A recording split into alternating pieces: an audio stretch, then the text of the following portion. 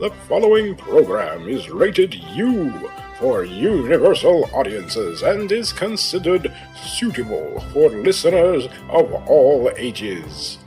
This is a presentation of Dream Realm Enterprises, where dreams are our reality.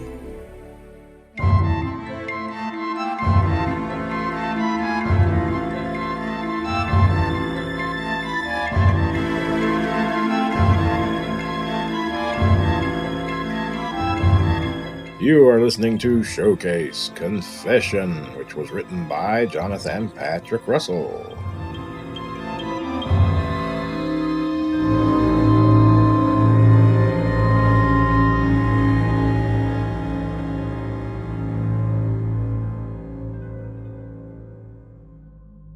Diary entry. In retrospect, Father David Moore. It was the Earth year 2399. It was the month of August. I had been assigned, by my order, to the deep space cargo vessel, the CS Ephemeral, bound from Titan to the mining colony on Mars. The ship was transporting technical and food supplies, as well as a small detachment of criminal offenders. These men and women were mostly small-time thieves, smugglers, and pirates. But there was one special case aboard that flight. His name, Thomas Croker. His crime, murder. A tribunal of colonial magistrates had sentenced this man to death by spacing, which meant that he was to be ejected into the cold blackness of space during our trip back to Mars colony. These were frontier days. This was frontier justice, which was swift and direct. Harsh, some might say, but those were the times we were living in. The law had little time or patience for deviation of the status quo. Any transgression in the harsh environments of colonial life was met with cold, hard redress. With that said, the crime committed by Thomas Croker was no small thing. The others were simply to be incarcerated in Mars colony, set to serve in the mines there, hard labor, which was severe punishment enough. But to condemn a man to death, and in such a way, it seems even now too cruel, too cold, too swift. But it was not my place to question those who doled out justice in our cold, hard existence. It was not my place to cast judgment. It was my duty to provide comfort to those who may need it, even if they may not want it. Thomas Croker was such a man that needed something. In my mind, he needed enlightenment, even if he didn't know he wanted it.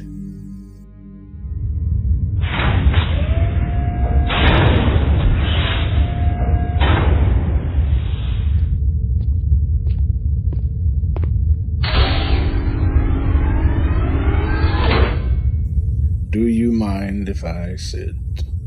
Suit yourself, Father.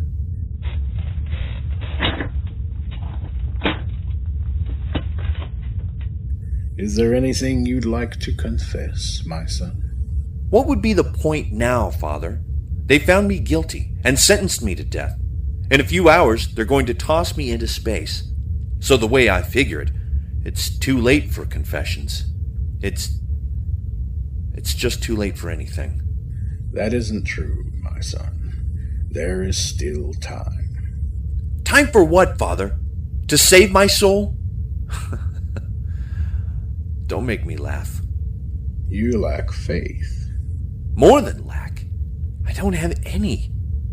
I just don't believe. Listen to me, Father.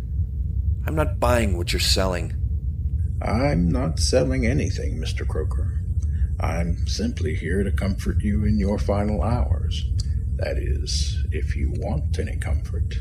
If you prefer, I could go. I didn't say that.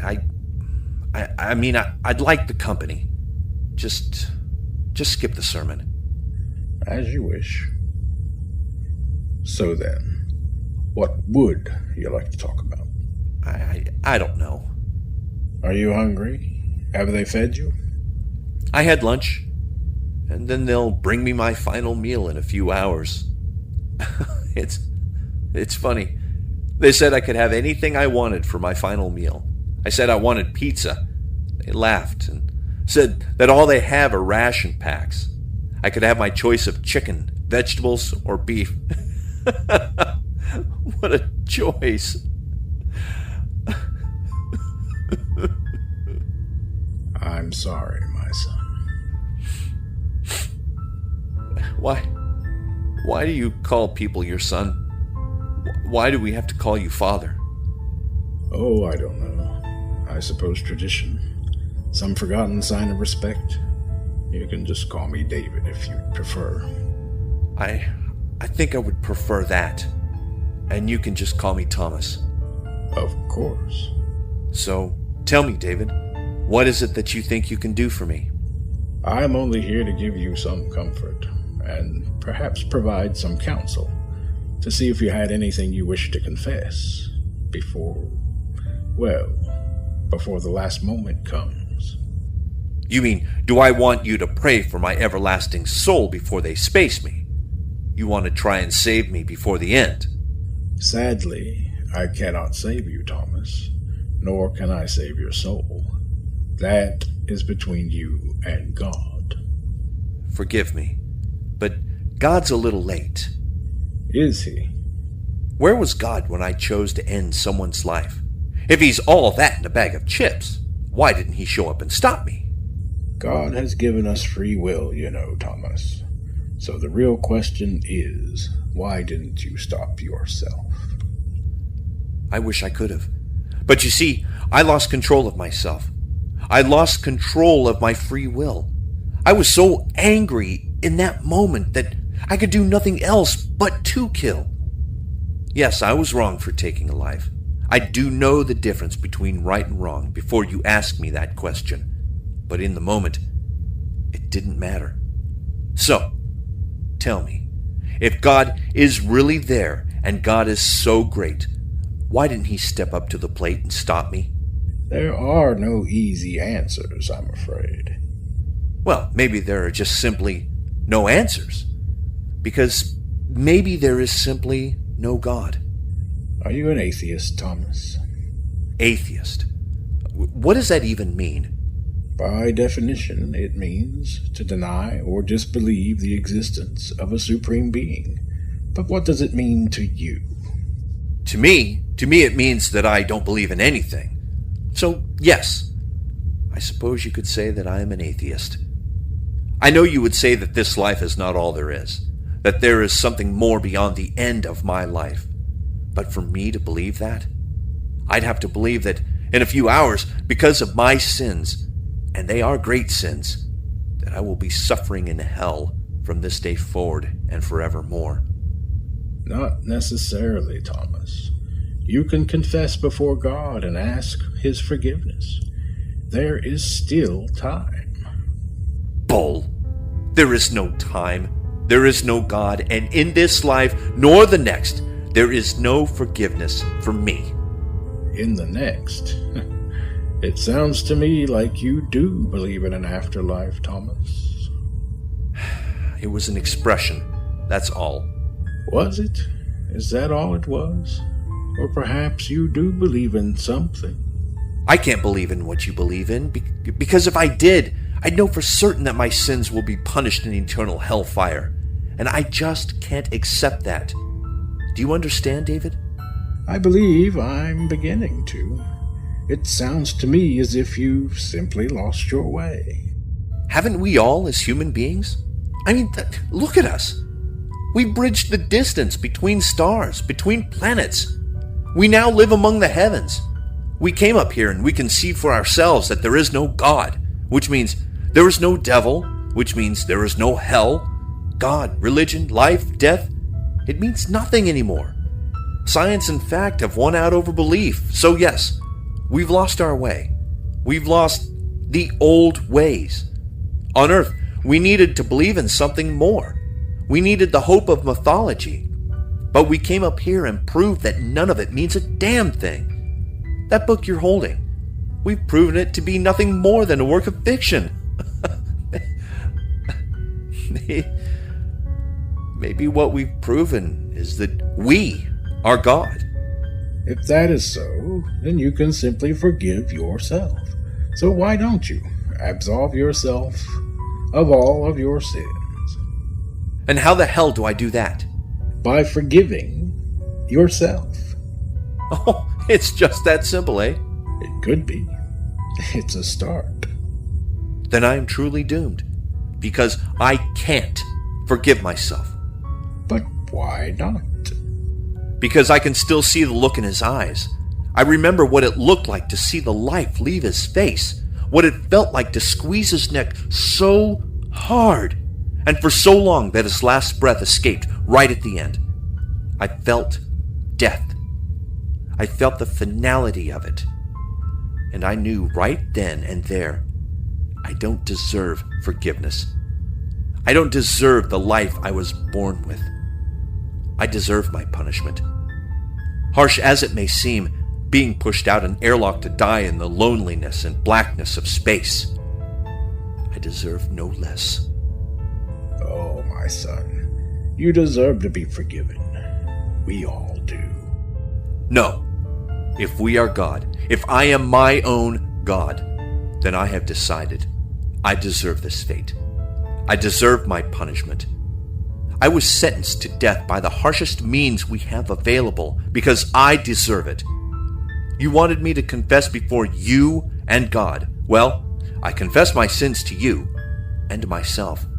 I confess my sins to the universe, and I give my mortal life to the fate I do deserve.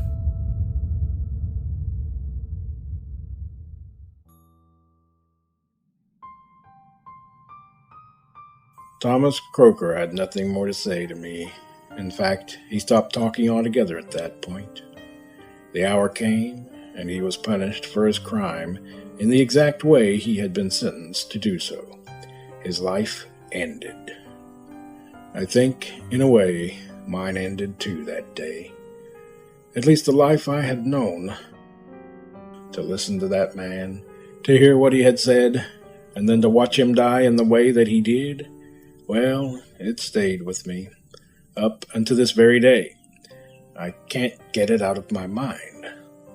So, with that, on this day, I have decided that I am not cut out for the priesthood anymore. Because, talking with Thomas Croker, hearing his philosophy, watching him die, it convinced me that he was right. We've conquered space. Science and fact have won out over belief. Biblical mythology makes no sense in this world, in this time, now. Not to me, anyway. So I have stopped being a priest. I have stopped believing in the mythical God. We are our own gods, mankind, and I can no longer believe that there is anything more.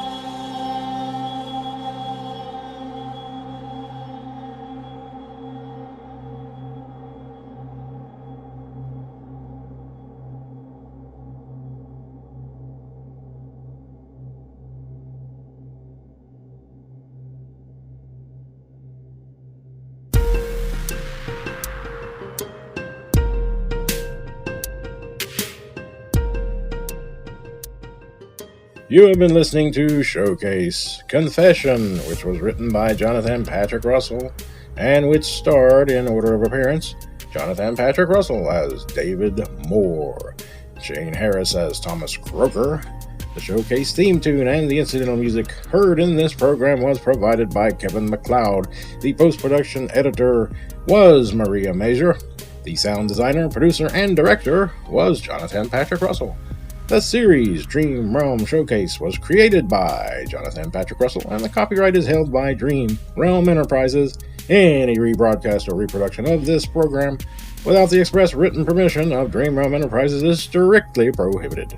Thank you for listening. We invite you to visit us on the web at dreamrealmsite.com. And if you'd like to email us with any of your comments or questions, you may do so at darkbuilding1@yahoo.com. Please join us again soon for another incredible story.